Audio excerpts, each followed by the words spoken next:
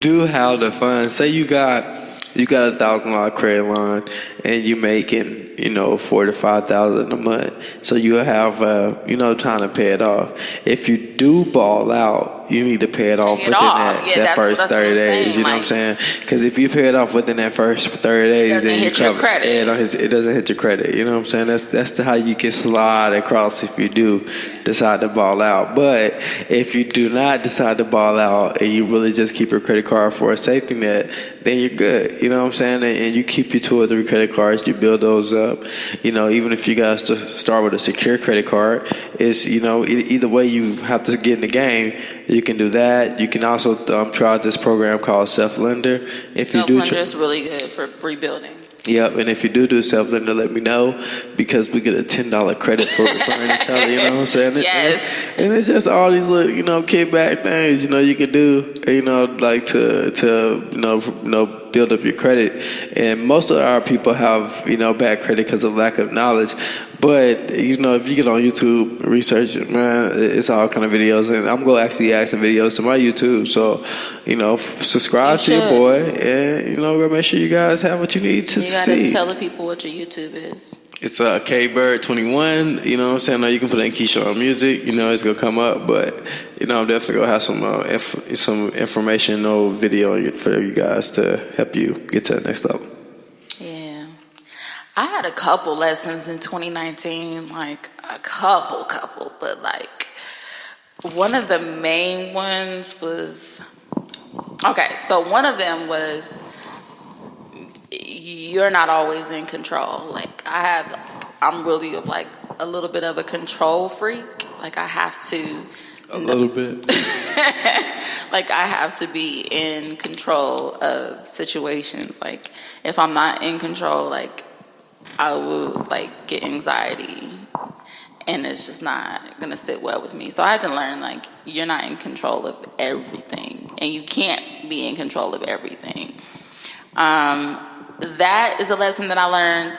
Another lesson that I learned was to not put so much value on certain things, materialistic things, monetary things. So a little bit of backstory. I had a BMW for 3 years, and the fucking car, like, just like started doing crazy ass shit. And like, mind you, like, we live in Las Vegas, and the car just like, and it's not an old car, like, it's not like high mileage, like, it's right where it needs to be. And mind you, like, I'm still making payments on this car. I still have a car note, and the car just like, it's kept running hot in the dead ass summer heat of Las Vegas. And I'm like getting the car fixed. Like, as you can imagine, it's a BMW, so it's a little pricey to get fixed. I'm still, making my payments. And we had a BMW prior to this one, so I'm just like dead set on, like, I have to drive like a BMW. Like, I have to have this car. Like, I'm accustomed to driving. Like, Bay has me spoiled. Like, I'm accustomed to like driving a certain type of car, And one day, like, I was just going back and forth. Like, I was getting ready for work, and I was going back and forth in my mind about like this car, and it's just been weighing on me heavy. And one day, like, I just listened to that inner voice, which was God, and he just said, release it. Like, release this car. Like, what are you doing? And I went to my husband, and I told him that, and, he was completely on board, and I got rid of the car. But because of my lack of financial literacy years prior, I was, extremely upside down on the car. So at this point, like, I couldn't even trade it in. Like, the dealerships were telling me, like, we can sell you a car, but like, we can't take this motherfucker back. Like, we can't trade it in. Like, it's not worth what you owe. So anyway, I, just prayed, I meditated on it, and I just decided, you know what? I'm building my credit, but I'll just take the credit hit, for letting this car go back, whatever I owe. Like, I'll just work to, get it off or, pay for it. And, went and got another car, a brand new car, and a car that I love, that we love. But anyway, when it hit my credit as a zero balance. So in that moment, I was just like, yo, like if I would have still been like stubborn and just stuck in, like I have to drive a BMW, like the motherfucker running hot and everything, like is doing all type of crazy shit that never been in a situation before, like stranded or, you know, just having to call AAA so much, like, and not really understanding what's wrong with the car. But if I had not have listened to that voice, like I would still be paying this car and I don't owe anything on it. Like I didn't even take the credit hit. So it was just not putting that value on like monetary things. Like I have to have this. If I don't have it, I'm going to die. Tripping. Yeah. So like that was crazy. Like that was a complete blessing. Like that, you know, that I learned. Yeah. That's crazy. So how was your personal relationships affected in 2019? Like your friends, family, relationship, marriage, like how are they affected? Like good, bad, like just, you know, overall. I mean, like, you know, with every relationship, you go through some stuff, you know what I'm saying? Like, you know, you go through stuff with your friends, you go through stuff with your, you know, with your spouse. You know, if you're in a marriage, you go through stuff with your wife, you know, you go through stuff with your husband. And, you know, the power is that, you know, you stick through it, you know, and that what you went through didn't kill you, you know, you got survived it. And even with my friendships, man, like I got friends that I haven't talked to, you know, I haven't talked to them in years, you know, but I'm always gonna be there for them if they hit me up, you know what I'm saying? Because I ain't nothing changed. Like, we're just busy with life. I think men are just like that in any way. Like, I think women are so emotional, like, attached to one another. Like, this shit is kind of weird. I think that's why I don't really have many friends. Because, like, I feel like I've been around you so long, like, I've become, like, a dude in a relationship, in a friendship situation, and like not emotionally attached in that way. Like I fuck with you, like you like my. If I call you my friend, you like my family. Friend. Yeah, exactly. So like I don't have to talk to you every day. Like, you know, I don't have to, you know, deal with you on a daily basis. But if you hit me up, like I'm here. Like if you want to talk to somebody, I'm here, and vice versa. Like I should know that you're always there. But yeah, like I think women are just like. I love y'all. I love women, black women, my sisters. But I feel like in friendship situations, like we're so emotionally attached. Yeah, that should be weird sometimes. Yeah, I gotta chill. And I seen with you, like you don't talk to your friends for like months, and then like out the blue you'll get a call and it's like, well, who was that? Well, damn, like where they been? Like, and it'll just be like a conversation that just picks up where y'all left off at, and like that's dope to me. Like. Women will be like, well, bitch, you acting funny. I ain't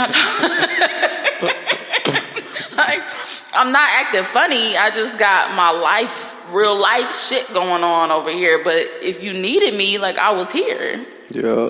It ain't no funny shit. No, you know, that's it. Like, and like, you know, I hope that everybody stay busy and productive so they just not there waiting on the next person to call or expecting a call. If anything you want to talk to somebody, just reach out and call them. That's it. Reach out and touch somebody's hand. Make this. So my personal relationships were heavily impacted in 2019. I'm not talking about you. Tell us how. I mean, if you guys have been following Ghetto and Godly from Three Queens to Ghetto and Godly, the podcast to Ghetto and Godly, the radio show / podcast, you know, you would know that there was a different co-host on the show. There was? Yes, there was. I didn't even know. So when that relationship terminated, like I would be lying if I sat here and said like I wasn't affected. Like the fuck, like I would be lying. I was affected in a way because I always knew in my heart of hearts that the professional relationship would end. Like, I knew that would end eventually, just based on if you guys been following Ghetto and Godly, the conversations that we've had on the radio about said person leaving and relocating, so on and so forth. So I always knew that would end. How the quote unquote friendship ended, I don't think I was prepared for that. And like I said, I'm a person that I don't have many friends. I feel like the energy and what I bring to any situation adds value. So I feel like I'm a great motherfucker, like, to be friends with, like, period. Oh, great motherfucker. I am. Oh, okay. And I think everybody should feel the same way. Okay. So I add value to any situation that I attach myself to. Right. So the fact that I was, like I said, quote unquote, friends with this person, and I would talk to them every day, if not every other day. We would talk about business shit. Like, we, just like spent a lot of time. Like, that was something I was just like, whoa, like the way it just ended. Mm-hmm. So like, it took me a minute to, like, even now, like, I don't really want to make friends in that way. Like, if we want to connect on, like, some business shit, some making money shit, like, that's cool. But, like, to let somebody into, like, my home, my space, to be around my family, to tell them, like, personal things about me, like, quite honestly, like, I'm good. Because that was just a lesson. Like, everybody doesn't, they may look to the world, like, as though they're just, like, this great and wonderful fucking friend, like this all around empowered woman that's looking to empower others. But that shit don't be real at the end of the day. And, like, that's the shit that, like, it kind of makes you think twice about befriending another woman. Like, not that I want to be that way and, like, that closed off, but, like, it kind of makes you that way. It's like, well, what was that? Like, was that a real friendship if you can just, like, turn it off like that, and I really didn't do shit to you to that magnitude to, like, make you do that? It was just like, I just place value on friendship a little bit differently than others. I feel you on that. I feel you. That's crazy. You gonna say that's crazy? That is kind of deep. That's kind of deep. So, like, how do you feel about, like, 2019 from a creative standpoint? Like, did you get out what you needed creatively? Were you slacking? Were you lacking? Do you feel like 2020 is the year of, like, creative genius? Like, personally, I feel like I'm a creative genius. First off, I feel like I haven't truly tapped into my creative geniusness, if that's a word. But I'm on my way to. Like, once you get the bullshit out the way, like, and you can just sit and be quiet and be who you need to be for yourself and others, like sky's the limit. And that's the place that I'm in. Like, creative, I'm on my way to creative genius. Right. I feel you. I can feel it. Me, like, in 2019, I just feel like, I didn't get, like, a lot of stuff I wanted to get out. In 2020, I plan to create more deadline and set more expectations, not just for myself, but people that I'm working with as well. You know what I'm saying? Because sometimes people you're working with will hold you up. Man. Mm-hmm. Say that. Yo, hold you up. I don't got time to be held up. Still waiting on tracks from last 2 years ago. The story of an artist. Crazy. Still waiting on tracks from engineers and shit. Niggas just holding you back. Man. Y'all know who y'all are. I'm just playing. I don't know. They know who they are. Them motherfuckers know exactly who they are.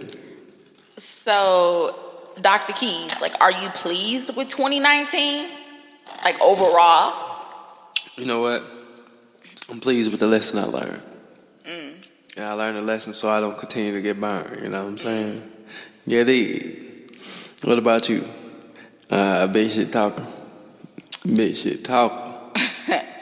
I'm pleased with it. Pleased, satisfied. Are you satisfied with it? I am so. Wait, what are we talking about? Anyway, yeah, I'm pleased with it. I learned a lot of lessons.